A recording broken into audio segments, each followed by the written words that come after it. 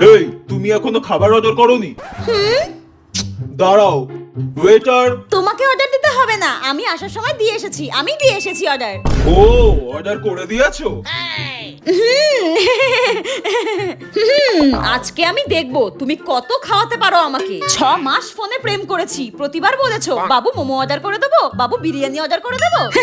আজকে দেখবো আমি কত খাওয়াতে পারো। হ্যাঁ, ওই তো খাবার চলে এসেছে। বাবা, এসব কি? খুব খিদে পেয়েছিল গো, খুব খিদে পেয়েছিল, বাড়ি থেকে একটু খেয়ে আসিনি, এখন মন ভরে খাই আমি।